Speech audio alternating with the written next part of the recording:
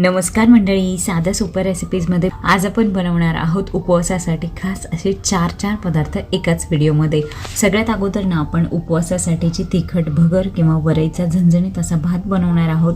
त्यानंतर साबुदाण्याची थालीपीठं बनवणार आहोत, उपवासासाठीच्या खास अशा बटाट्याच्या काचऱ्या आणि त्याचबरोबर आपण आज बनवणार आहोत भगरीचे थालीपीठ। तर चला सुरुवात करूया। सगळ्यात अगोदर मी इथे तुम्हाला तिखट भगर कशी बनवायची ना ते दाखवणार आहे। अगदी मऊ लुसलुशीत 1 पॉट मील आणि पोटभरीचा हेल्दी असा ऑप्शन आहे उपवासासाठी आणि त्याचबरोबर थोडंसं तिखट खाल्लं ना तर बरं वाटतं। तर चला सुरुवात करूया। सगळ्यात अगोदर ना मी इथे अर्धा कप भगर स्वच्छ धुवून घेतलेली आहे आणि ती मी बाजूला ठेवते 5-10 मिनिटासाठी। त्यानंतर मी इथे अर्धा कप शेंगदाणे आणि भाजलेले शेंगदाणे घेतले आहेत आणि 5 ते 6 लाल मिरच्या घेतल्या आहेत। फ्रेशवाल्या तुम्ही हिरव्यासुद्धा यूज करू शकता, त्यांचं वाटण बनवून घेतलेलं आहे।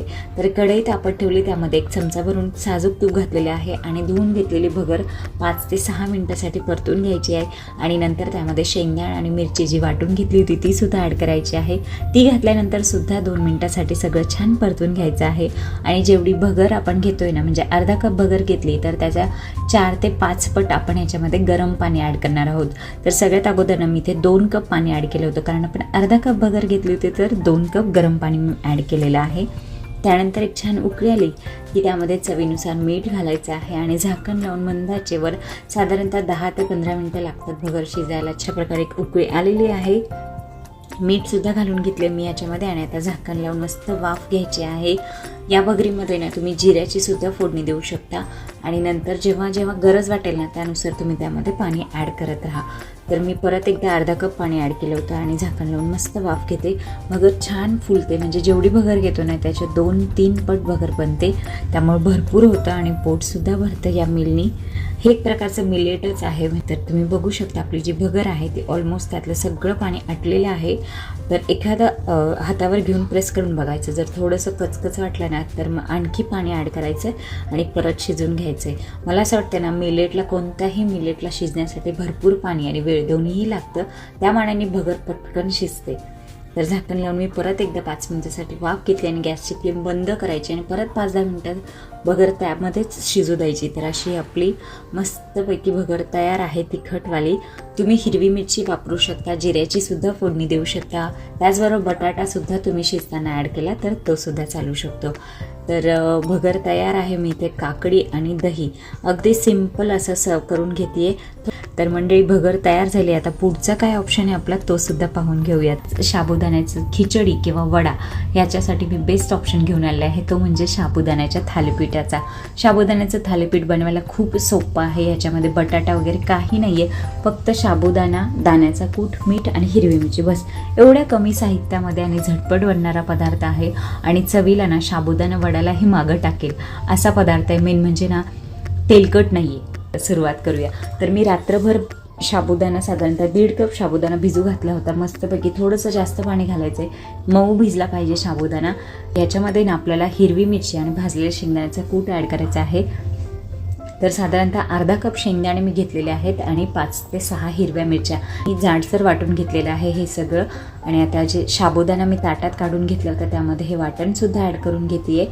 थोडं पाणी घालून आपण हे छान स्मॅश करत असं साबुदाण्याच्या थालीपीठासाठीचे जे सारण किंवा मिश्रण आहे ना ते आपण बनवून घेणार आहोत।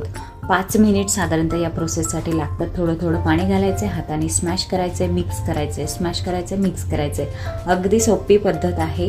तर अशा प्रकारे थालीपीठाचं सारण जे आहे ना मी एका भांड्यामध्ये काढून घेते आणि आता आपण याची थालीपीठं बनवून घेऊयात। हे जे सारण आहे ना त्याचा साधारणतः बॉल बनवता आला पाहिजे असं आपल्याला सारण बनवायचं आहे। अगदी म्हणजे पिठासारखं मऊच झालं पाहिजे असं काही नाही आहे, कारण आपण हे थालीपीठ आहे ना पाण्याचा हात लावून थापणार आहोत ना, त्यामुळे थोडाफार इकडे तिकडे साबुदाणा झाला तरी तो आपण एकत्र करून त्याचं छान गोल असं थालीपीठ थापून घेणार आहोत। तर मी अगोदर पॅनमध्ये 1 चमचावर साजूक तूप घालून घेते। तुम्ही ही थालीपीठं तेलावर सुद्धा बनवू शकता, त्याचबरोबर तवा किंवा कढईमध्ये सुद्धा ही थालीपीठं छान बनतात। तर तुम्ही बघू शकता अशा प्रकारे आपण हे थालीपीठ जे आहे ना हातानेच थापून घेणार आहोत। कांद्याचं थालीपीठ वगैरे बनवतो ना आपण त्याच प्रकारमध्ये, किंवा मग साबुदाण्याची खिचडी बनवताना सुद्धा कधी कधी खाली लागते ना, ती मस्त क्रिस्पी लागते ना, अगदी तोच प्रकारे हा थालीपीठ स्वरूपामध्ये आपण बनवतोय। तर फक्त ह्याची अशी गंमत आहे की हे थालीपीठ बनायला थोडासा वेळ लागतो, म्हणजे थापल्यानंतर साधारणतः 7 ते 8 मिनिट मंद आचेवर याला होऊ द्यायचं असतं. तुम्हाला तुमच्याकडे जर जास्त मेंबर असतील ना खाणारे, तर 2 तवे लावा किंवा 2 कढया लावा, जेणेकरून पटपट होतील थालीपीठ. तर आत्ता मी 5-6 मिनिट झाले तेव्हा चेक केलं तर थोडंसं थालीपीठ अजून तयार नाही आहे. तुम्ही बघू शकता किनारा अशा तुटत आहेत. तर परत एकदा मी 3-4 मिनिटासाठी वाफ घेतली आणि मग आपलं जे थालीपीठ आहे ते एकसारखं निघून येतं आणि मस्तपैकी तयार होतं. म्हणजे खालच्या बाजूने क्रिस्पी आणि वरच्या बाजूने मऊ असे हे थालीपीठ तयार आहे मंडळी. हे थालीपीठ तुम्ही आपण जी साबुदाणा वड्याची कोशिंबीर येते ना त्याबरोबर सर्व करा, खूप छान लागतं. किंवा मग अगदी सिंपल गोड दही बनवायचं त्याबरोबर सुद्धा मस्त लागतं मंडळी. तर तुम्ही सुद्धा नक्की बनवून बघा. आणि जे लोक म्हणजे साबुदाणा वडा खायचा नाही आहे कोणी, तर अशा वेळी त्यांच्यासाठी हा बेस्ट ऑप्शन आहे. आणि आपल्यासाठी सुद्धा कधी कधी असे मस्त पदार्थ बनवून खायला काहीच हरकत नाही आहे. तर मी ते कोशिंबिरीबरोबर हे सर्व करून घेतलेले आहे. तुम्ही बघू शकता किती सुंदर बनलेले आहेत. नेहमी तेच पदार्थ खाऊन कंटाळा येतो. कधी कधी आपण एकटेच असतो ना, तर अशा वेळी तर हा बेस्ट ऑप्शन आहे की पटकन 2 थालीपीठं लावायची आणि खाऊन घ्यायची. तर चला आता ना आपण पुढची रेसिपी म्हणजे ती बघणार आहोत उपवासासाठी बटाट्याच्या काचऱ्या. हा मी तिखटवाल्या काचऱ्या बनवते. तुम्हाला जर नुसता हा बटाटा खायचा असेल ना, तर मिरचीची क्वांटिटी फक्त 1 किंवा 2 ठेवा, जेणेकरून तुम्ही हा बटाटा असाच खाऊ शकता ॲज अ स्नॅक म्हणून. किंवा मग साबुदाणा नाही खाते त्यांच्यासाठी सुद्धा हा बेस्ट ऑप्शन आहे. तर चला, बटाटा मी सगळ्यात अगोदर 2 मीडियम साईजचे बटाटे स्वच्छ धुवून सोलून आणि अशा प्रकारे पातळ स्लाइसमध्ये कट करून पाण्यामध्ये घालून ठेवते. हा बटाटा शिजताना आपण ॲडिशनल पाणी नाही घालणार आहोत. त्याच्यामध्ये तूप वगैरे छान तापलं ना की त्या पाण्यातनं काढून तो बटाटा टाकायचा आहे. म्हणजे थोडासा पाण्याचा अंश बटाट्याला लागलेला असतो ना, तर त्यामध्येच हा बटाटा शिजतो. तर मी ते 1 चमचाभर तेल घातलेलं आहे आणि त्यामध्ये 5 ते 6 हिरव्या मिरच्या ठेचून घातलेल्या आहे. नंतर स्लाइसमध्ये कट करून घेतलेला बटाटा जो आपण पाण्यामध्ये घातला होता ना, तो उपसून मी ह्याच्यामध्ये टाकलेला आहे. छान परतून घ्यायचं आहे फास्ट ह्याच्यावर 2 मिनिटासाठी. आणि नंतर मंद ह्याच्यावर वाफ घ्यायची आहे साधारणतः 7 ते 8 मिनिटासाठी.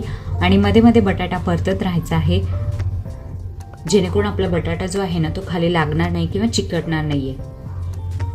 तर हा असा बटाटा तुम्ही असं पण करू शकता की शेंगदाणे, हिरवी मिरची यांचं वाटण करून ते जरी ह्याच्यामध्ये डायरेक्ट ॲड केलं तरी चालेल, कारण आपण ह्याच्यामध्ये ना बटाटा शिजल्यानंतर दाण्याचा कूट घालणार आहोत. तर तुम्ही तो अगोदर जरी ॲड केला ना तरी सुद्धा चालू शकेल. ही बटाट्याची भाजी ना उपवासाच्या डोस्यांबरोबर, उपवासाच्या भाकरीबरोबर किंवा राजगिऱ्याच्या पराठ्याबरोबर सुद्धा सर्व करू शकता. खूप छान लागते.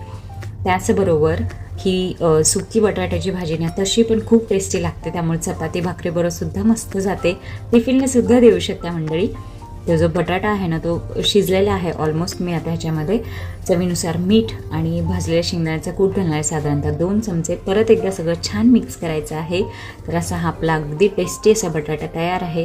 हातावरती एखादी बटाट्याची फोड घ्यायची आणि चेक करायचे शिजला म्हणजे आपला बटाटा तयार आहे मंडळी. तुम्ही सुद्धा नक्की बनवून बघा. तर चला आता आपण पुढच्या रेसिपीकडे वळूया. आपली पुढची रेसिपी आहे उपवासासाठीची थालीपीठं. तर मी इथे आज केपरेचं थालीपीठ भाजणीचं पॅकेट घेऊन आलेले आहे आणि त्याची आपण थालीपीठं बनवणार आहोत. त्यामुळे बनवायला अगदी सोपी आहेत ही थालीपीठं आणि हेल्दीसुद्धा आहेत, कारण ह्याच्यामध्ये ना जे पदार्थ आहेत ते सगळे हेल्दी असेच आहेत. त्यामध्ये राजगिऱ्याचं पीठ, भगरीचं पीठ, थोडंसं साबुदाण्याचं पीठ आणि जिरे, बस एवढंच साहित्य आहे त्यामध्ये. बाकी सगळं आपण ॲड करतोय. ही थालीपीठं खूप छान बनतात, त्याचबरोबर पोटभरीचा ऑप्शन आहे, झटपटसुद्धा बनतात. तर चला सुरुवात करूया. सगळ्यात अगोदर ना मी ते जे पॅकेट घेऊन आले होते थालीपीठ भाजणीचं, ते 200 ग्रॅमचं पॅकेट आहे. त्यासाठी मी 2 उकडलेले बटाटे मीडियम साईजचे घेतलेले आहेत, सोलून आणि किसून घ्यायचे आहेत. त्यानंतर केपरेची थालीपीठ भाजणीची येते ना ते पूर्ण पॅकेट मी घेते आहे. 5 ते 6 हिरव्या मिरच्या मी जाडसर वाटून घेतल्या आहेत मिक्सरला, त्या ॲड करते. 2 ते 3 चमचे भाजलेल्या शेंगदाण्याचा जाडसर कूट घालायचा आहे. पाव चमचा आपण ह्याच्यामध्ये साखर घालणार आहोत. साखरेमुळे खूप छान टेस्ट येते. आणि पॅकेटच्या बॅक साईडला ना त्यांनी डिटेलमध्ये रेसिपी सांगितली आहे, त्यामध्ये जे जे सांगितले ना तेच मी ह्याच्यामध्ये ॲड करते. 2 ते 3 चमचे फ्रेश दही घालायचं आहे. चवीनुसार मीठ घालायचं आहे आणि सगळं छान मिक्स करून घ्यायचं आहे. आणि नंतर आपण ह्याच्यामध्ये कोमट पाणी ॲड करणार आहोत. मिक्सरचं जे भांडं होतं ना मिरची वाटलेलं, त्यामध्येच मी पाणी घेतलेलं आहे गरम, आणि त्याने मी हे पीठ एकसारखं मळून घेणार आहे. झटपट बनतात, त्याचबरोबर टेस्टीसुद्धा बनतात. हे मला असं वाटतं की त्यांनी याच्यामध्ये बटाटा किसून ॲड करायला सांगितलं आहे, पण आपण ना ह्याच्यामध्ये काकडीसुद्धा किसून घालू शकतो. तुम्ही जर भोपळा खात असेल ना, लाल भोपळा म्हणजेच पंपकिन, तर तो सुद्धा ह्याच्यामध्ये किसून ॲड करू शकता. तर रताळीसुद्धा ॲड करू शकतो. मी नक्की ट्राय करेल आणि ते सुद्धा तुमच्याबरोबर शेअर करेल. तर जसं आपण साबुदाण्याचं थालीपीठ थापून घेतलं होतं ना, अगदी त्याच प्रकारामध्ये हे सुद्धा थालीपीठ आपण थापून घेणार आहोत. तर पॅन गरम केला, त्यामध्ये 1 चमचाभर साजूक तूप घातलेलं आहे आणि त्यावरती मी हे थालीपीठ पाण्याचा हात लावून छानपैकी थापून घेणार आहे. पाण्याचा हात लावल्यामुळं थालीपीठ एकसारखं थापता येतं, त्याचबरोबर हातसुद्धा भाजत नाही. तर मधोमध एक होल करायचं आहे आणि त्यामध्ये 1 चमचाभर तूप आपण सोडणार आहोत. साईडला सुद्धा सोडतोय, जेणेकरून थालीपीठ मस्त खरपूस भाजून होईल. तर झाकण लावून मंद आचेवर आपण हे 7 ते 8 मिनिटासाठी जे भाजू देणार आहोत हे थालीपीठ. आणि नंतर आपण हे, तुम्हाला हवं असल्यास तुम्ही दुसऱ्या बाजूला भाजून घ्या, नाहीतर एकाच बाजूने जरी थालीपीठ भाजलं तरी सुद्धा चालतं, छान लागतात. ही थालीपीठे सुद्धा साबुदाण्याच्या थालीपीठासारखंच खालच्या बाजूने मस्त क्रिस्पी आणि वरच्या बाजूने मऊ सॉफ्ट असे बनतात. ही थालीपीठे ना लोण्याबरोबर खूप छान लागतात मंडळी. तर मी इथे आज शेंगदाण्याची चटणी बनवली होती, त्याबरोबर मी हे सर्व करून घेते. थोडासा ठेचा आहे, बघू शकता किती सुंदर रंग आलेला आहे थालीपीठाला. आणि गरम गरम थालीपीठावर जर लोणी किंवा साजूक तूप लावून सुद्धा खूप छान लागतात हे थालीपीठं. म्हणजे मी स्वतः जेव्हापासून उपवास करते ना, तेव्हापासून ही थालीपीठं खाते. खूप आवडतात मला आणि घरामध्ये सुद्धा सगळेजण आवडीने खातात. तर मंडळी, तुम्ही सुद्धा नक्की बनवून बघा. आणि त्याचबरोबर या रेसिपीजमधलं तुम्ही कोणती रेसिपी ट्राय केली ते सुद्धा मला कमेंटमध्ये नक्की सांगा मंडळी. व्हिडिओ शेवटपर्यंत पाहताय त्यासाठी थँक्यू सो मच. बाय.